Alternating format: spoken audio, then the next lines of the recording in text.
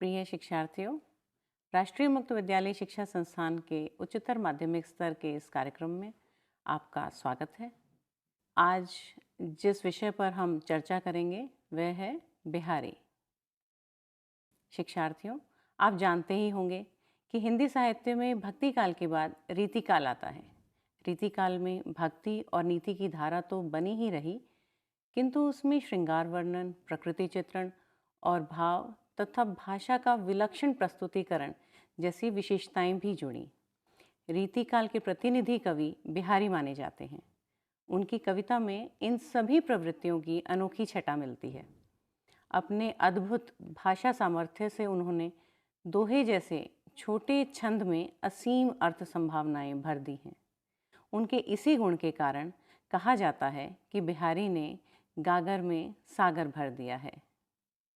कवि बिहारी लाल रीतिकाल के सुप्रसिद्ध और चर्चित कवि हैं। उनकी विशेषता रही है कि वे श्रृंगार, भक्ति, नीति और प्रकृति संबंधी गहरी बातों से लेकर लोक व्यवहार संबंधी ज्ञान रखते हैं।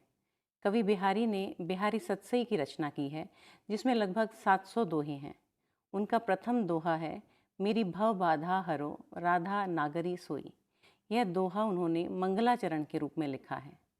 बिहारी राधा वल्लभ संप्रदाय के अनुयायी थे, अतः उन्होंने इसमें राधा को अधिक महत्व दिया है और उनसे सांसारिक बाधाओं के निवारण की प्रार्थना करते हुए अपनी काव्य रचना को निर्विघ्न समाप्त करने के वरदान का निवेदन किया है।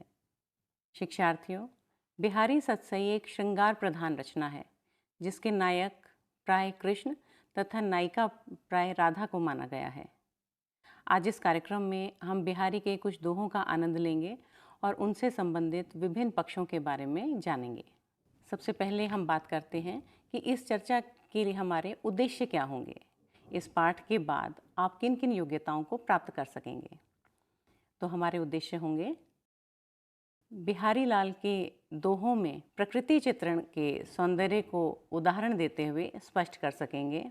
उनके दोहों के मुहावरों के काव्यात्मक प्रयोग की सराहना कर सकेंगे। कविता में भाषा और अलंकारों के सौंदर्य का उल्लेख कर सकेंगे। बिहारी के भाव सौंदर्य और शिल्प सौंदर्य पर टिप्पणी कर सकेंगे। तो शिक्षार्थियों, हम सबसे पहले पहला दोहा लेते हैं। यह दोहा है, कब को टेरत दीन रट होत न श्याम सहाय, तुम हो लागी जगत गुरु जगन्नाथ जगवाए। प्रस्तुत दोहा रीतिकाल के प्रतिनिधि कवि बिहारी के सुप्रसिद्ध काव्य ग्रंथ सतसई से लिया गया है। इसमें कवि बिहारी कहते हैं कि मैं कब से तुम्हें दीन स्वर में पुकार रहा हूँ, अर्थात कितने लंबे समय से अपने दुखों का निवारण करने के लिए तुम्हारा स्मरण कर रहा हूँ, पर हे श्री कृष्ण, तुम मेरी सहायता नहीं करते, मेरे दुखों को दूर नहीं करते। सारी दुनिया के गुरु, हे जगत के स्वामी, लगता है कि तुम्हें भी इस संसार की हवा लग गई है। जैसे इस दुनिया में सब लोग अपने आप में मस्त रहते हैं, कोई किसी के दुख में हाथ नहीं बटाता और अपनी प्रशंसा और प्रभुता का आनंद लेता रहता है, ऐसा ही हे कृष्ण तुम भी कर रहे हो। शिक्षार्थियों, इस दोहे में तुम और जगत गुरु जैसे संबोधनों तथा सांसारिक हवा लगने के उल्हाने से भक्ति के अंतरंग भाव की पुष्टि होती है। आपने शायद बाय आना या हवा लगना जैसे प्रयोग सुने होंगे। किसी के व्यवहार में अचानक असामान्य परिवर्तन आने पर यह कहा जाता है। नए ज़माने की हवा लगना भी इसी अर्थ में प्रयोग होता है, यानी जब किसी व्यक्ति के आचरण में, उसके व्यवहार में किसी प्रकार का आकस्मिक परिवर्तन होता है, तब इस मुहावरे का प्रयोग होता है। प्रस्तुत दोहे में इस मुहावरे का सुंदर काव्यात्मक प्रयोग हुआ है। आप जानते ही हैं कि जहाँ एक वर्ण की निरंतर आवृत्ति होती है, वहाँ पर अनुप्रास अलंकार होता है। इस दोहे में श्याम सहाय और जगत गुरु जगन्नाथ जगवाए में क्रमशः स और ज वर्णों की आवृत्ति होने से यहाँ अनुप्रास अलंकार है। हम दूसरा दोहा पढ़ते हैं। मकराकृत गोपाल कैं कुंडल सोहत कान, धस्यों मनो हिय घर समर ड्योढ़ी लसत निशान। इस दोहे में श्री कृष्ण की ही चर्चा है, लेकिन थोड़े भिन्न रूप में। शिक्षार्थियों, क्या आप जानते हैं कि प्रेम और श्रृंगार के देवता का नाम कामदेव है? उनके अनेक नाम हैं, जैसे मदन, मनमथ, रतिनाथ, अनंग, स्मर आदि। इस दोहे में स्मर नाम का प्रयोग समर कहकर कर दिया गया है। कामदेव को सबसे बड़ा धनुर्धर माना जाता है। वह ऐसा योद्धा है जो प्रत्येक मनुष्य और देवताओं तक को अपने बाणों से जीतने का सामर्थ्य रखता है। कैसे होंगे भला उसके बाण? उसके बाण अत्यंत कोमल, सुंदर और सुगंधित फूल के समान हैं और उसके ध्वज पर मकर का चिन्ह अंकित है। इसीलिए उसका एक नाम मकर ध्वज भी है। तो इस दोहे में कवि बिहारी कहते हैं, श्री कृष्ण के कानों में मकर अर्थात मगरमच्छ की आकृति के कुंडल शोभायमान हो रहे हैं। उन्हें देखकर ऐसा लगता है मानो कामदेव ने उनके हृदय रूपी घर में प्रवेश करके उसे जीत लिया है, यानी उसने कृष्ण के हृदय पर अपना कब्जा जमा लिया है और उनके कान रूपी द्वार पर विजय का प्रतीक यह ध्वज लहरा रहा है। अर्थात नायिका के रूप सौंदर्य के विषय में सुनकर नायक के हृदय में उसके प्रति प्रेम का अंकुरण हो गया है। शिक्षार्थियों, अब हम अगला दोहा पढ़ते हैं। जब जब वह सुधि कीजिए, तब तब सब सुधि जाहीं। आँखें आँखें लगी रहें, आँखें लागती नाही। शिक्षार्थियों, इस दोहे में बिहारी ने नायिका या नायक की याद में डूबे हुए नायक या नायिका का वर्णन किया है। आइए अब इस दोहे की व्याख्या करते हैं। विरहग्रस्त नायक या नायिका अपनी सखी या अपने सखा से अपनी मनोदशा का वर्णन करता है या करती है और कहती है कि जब जब मुझे अपने प्रिय की याद आती है तो मैं अपनी सुध बुध भूल जाती हूँ, यानी उनका स्मरण करते ही मैं अपनी सारी चेतना, सारी सुध बुध गंवा बैठती हूँ। मेरी आँखें उसकी आँखों में ही उलझी रहती हैं, अर्थात मेरा ध्यान उसकी आँखों में ही लगा रहता है। फलस्वरूप मुझे नींद भी नहीं आती। यह अर्थ नायिका के पक्ष में है। इसी तरह इसके विपरीत नायक के पक्ष में भी यही अर्थ समझा जा सकता है। आपने देखा कि आँख लगना मुहावरे की दोनों अर्थ छवियों का एक ही पंक्ति में प्रयोग है, जो बहुत ही सराहनीय है। सुधी शब्द तथा आँख लगना मुहावरे का दो दो बार लेकिन भिन्न अर्थ में प्रयोग होने के कारण यहाँ यमक अलंकार है। इस दोहे में जब जब, तब तब, सब और आँखिन आँखी में क्रमशः ज, ब और आ की आवृत्ति होने से यहाँ अनुप्रास अलंकार है। शिक्षार्थियों, अब हम अगला दोहा पढ़ते हैं। कनक कनक तैं 100 गुनी, मादकता अधिकाय। वाह खाएं बौरात है, या पाएं बौराए। प्रस्तुत दोहे में कवि ने अचानक धन प्राप्त होने वाले व्यक्ति के नशे का वर्णन किया है। कवि कहता है कि यह नशा मादक पदार्थों के सेवन से होने वाले नशे से 100 गुना अधिक खतरनाक होता है। शिक्षार्थियों, इस दोहे में कनक शब्द पर आप ध्यान दें, जिसका प्रयोग 2 बार किया गया है। आप जानते हैं कि कनक का अर्थ होता है सोना। पहले सोना शब्द का प्रयोग मात्र एक धातु के लिए ही नहीं किया जाता था, बल्कि वह धन दौलत के पर्याय के रूप में भी होता था। सोने के अतिरिक्त कनक शब्द का एक और अर्थ है और वह है धतूरा। धतूरा एक प्रकार का फल होता है जिसके खाने से नशा हो जाता है। एक और शब्द है बौरात या बौराए पे ध्यान दीजिए। बौराना का अर्थ होता है मस्तिष्क की ऐसी स्थिति जिसमें आदमी बहकी बहकी बातें करता है, अर्थात असामान्य व्यवहार करता है। नशे की तरंग में उसकी सहजता नष्ट हो जाती है और सोचने विचारने की शक्ति समाप्त हो जाती है। इसी को मदहोश या मदमस्त होना भी कहते हैं। सामान्य रूप से समझें कि व्यवहार में बौराना शब्द का प्रयोग पगलाना या पागल होने के अर्थ में भी किया जाता है। तो चलिए जानते हैं कि इस दोहे में कवि क्या कहता है। कवि कहता है कि सोने में धतूरे से 100 गुना अधिक नशा होता है, क्योंकि धतूरे के तो खाने से आदमी मदहोश होता है, जबकि सोने के मिलने पर उसकी स्थिति इससे भी बुरी हो जाती है।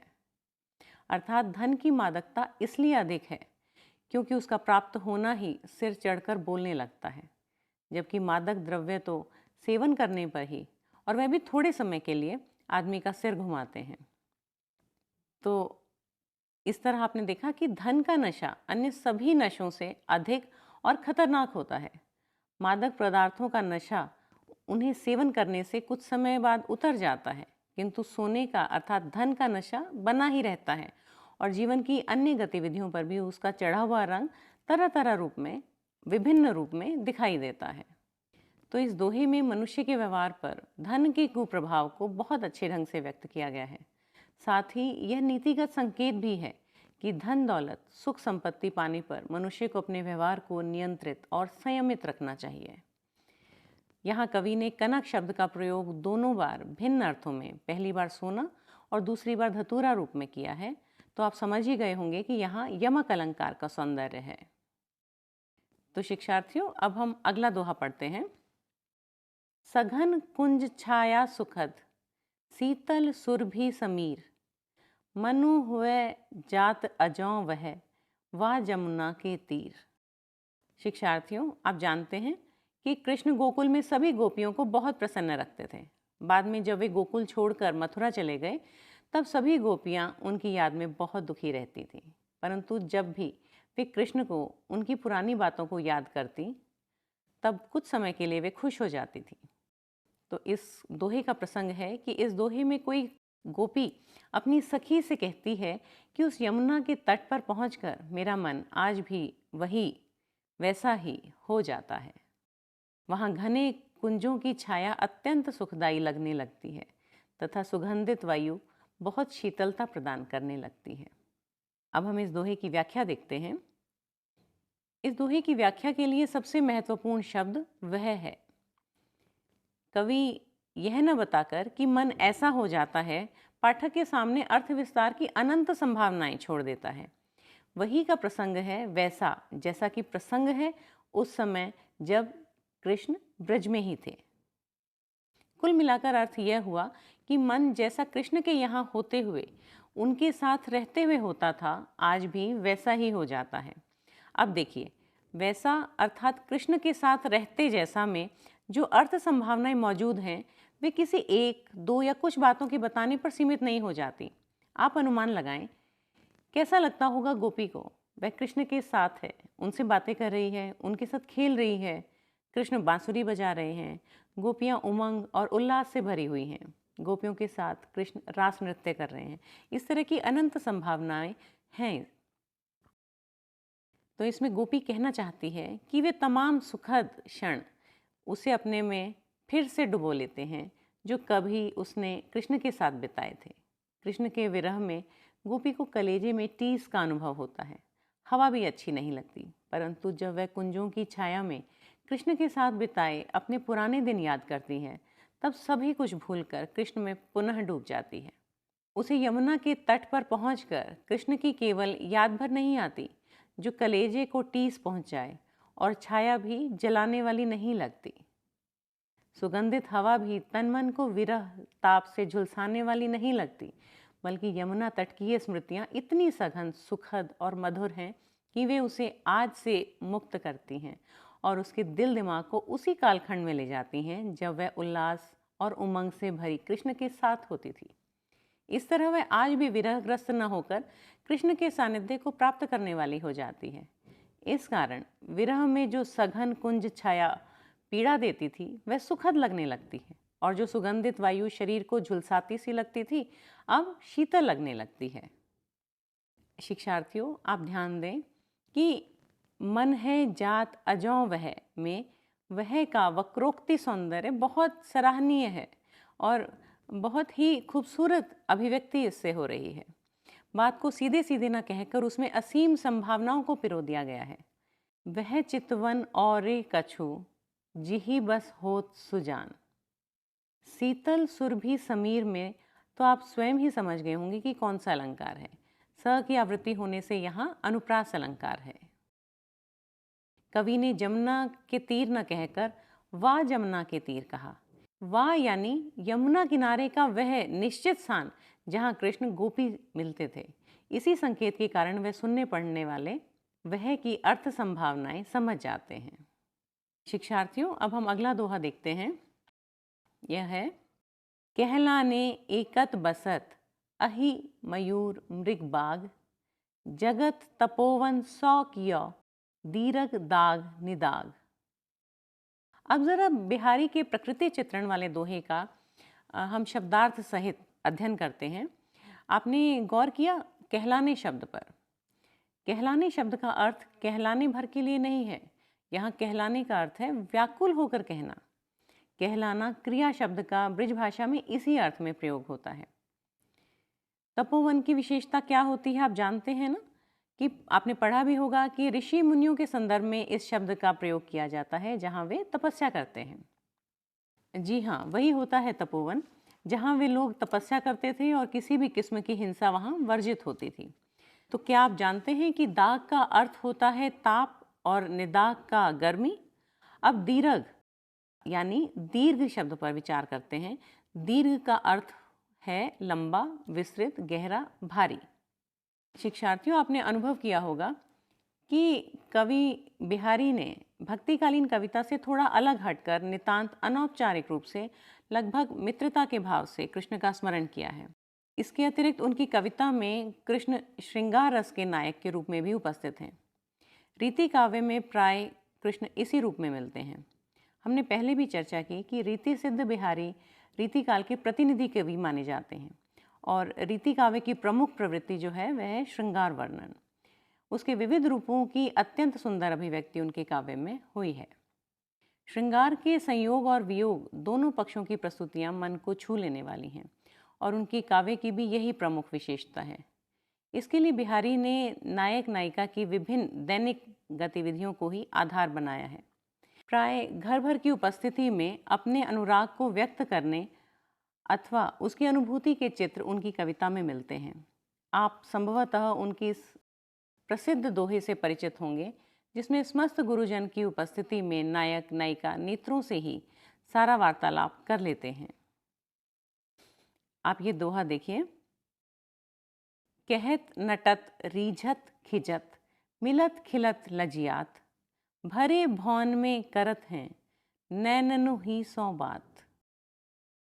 आपने देखा कि किस दक्षता के साथ बिहारी ने एक ही पंक्ति में 7 क्रियाओं का वर्णन किया है। उनका यह दोहा शिल्प की दृष्टि से बहुत महत्वपूर्ण है। भाषा के प्रयोग का भी अद्भुत उदाहरण है ये। ऐसे ही प्रयोग के कारण कहा जाता है कि बिहारी ने गागर में सागर भर दिया है।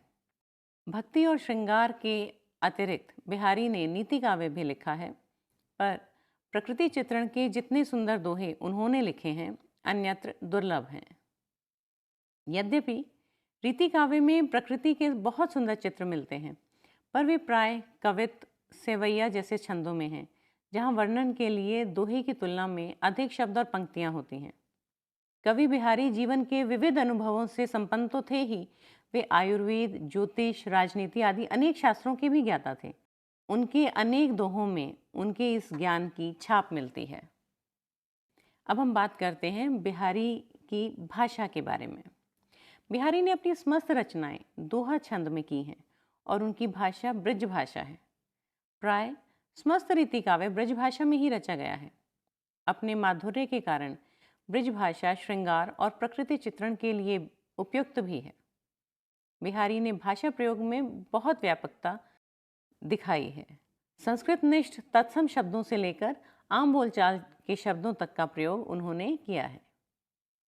लोक में प्रचलित मुहावरों का अत्यंत सटीक प्रयोग उनकी काव्य भाषा की विशेषता है, लेकिन सबसे अधिक सराहनीय है उनकी भाषा की लाक्षणिकता, यानी सामान्य से लगने वाले वर्णन में निहित अर्थचारत्व और अनेक अर्थों की संभावनाएं हैं। शिक्षार्थियों, यह तो आप इस पाठ में पढ़े दोहों से जान चुके होंगे कि कवि बिहारी ने अनुप्रास, यमक, श्लेष, उत्प्रेक्षा, रूपक, वक्रोक्ति, पुनरुक्ति आदि अलंकारों का सुंदर प्रयोग किया है। इनके अतिरिक्त उन्होंने संदेह, भ्रांतिमान, वीप्सा, व्याज स्तुति, दृष्टांत, विभावना आदि बहुत से अलंकारों का अद्भुत प्रयोग किया है। भाषा की अलंकारिकता उनके काव्य की प्रमुख विशेषताओं में शामिल है। शिक्षार्थियों, आज के इस कार्यक्रम में हमने चर्चा की बिहारी के कुछ दोहों की, उनके दोहों के भाव सौंदर्य की, उनकी भाषा की। तो एक बार हम इन प्रमुख बिंदुओं को फिर से दोहरा लेते हैं। बिहारी रीतिकाल के सर्वाधिक प्रसिद्ध और प्रतिनिधि कवि हैं। उन्होंने श्रृंगार, भक्ति, नीति और प्रकृति चित्रण से संबंधित अत्यंत सुंदर दोहों की रचना की है। श्रृंगार के दोनों पक्षों, संयोग और वियोग का चित्रण करते समय बिहारी ने नायक नायिका की दैनिक गतिविधियों को चुना है। घर के भीतर अपने प्रेम को व्यक्त करने तथा दूसरे को देखते ही प्रेम की अनुभूति होने के चित्र बिहारी के काव्य की प्रमुख विशेषताएं हैं। बिहारी के भक्तिपरक दोहे भक्तिकालीन काव्य से अलग हटकर हैं। उन्होंने सख्य भाव से अत्यंत अंतरंगता के साथ कृष्ण का स्मरण किया है। कृष्ण उनके काव्य में श्रृंगार के नायक के रूप में भी उपस्थित हैं। बिहारी ने प्रकृति के कोमल और रुचिकर रूपों के साथ साथ उसके प्रचंड रूपों का भी सुंदर वर्णन किया है। बिहारी के काव्य में तत्सम शब्दों से लेकर ठेठ ग्रामीण शब्दों तक का प्रयोग हुआ है। लोक में प्रचलित मुहावरों का काव्यात्मक प्रयोग करने में बिहारी अत्यंत दक्ष हैं। बिहारी के दोहों में अनेक अर्थों तथा अर्थ छवियों की संभावना रहती है, जिसके कारण उनके विषय में कहा जाता है कि बिहारी ने गागर में सागर भर दिया है। आलंकारिकता बिहारी की भाषा की प्रमुख विशेषता है। उन्होंने अपने काव्य में अनेक अलंकारों का सुंदर प्रयोग किया है।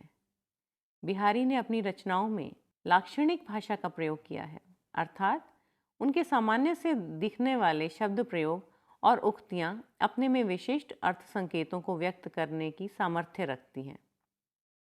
शिक्षार्थियों, तो इस प्रकार से आज हमने चर्चा की बिहारी की और उनके दोहों की। मैं आशा करती हूँ कि इस चर्चा से आपको बिहारी के दोहों को समझने में और उनकी भाषा को जानने में सहायता मिलेगी। धन्यवाद।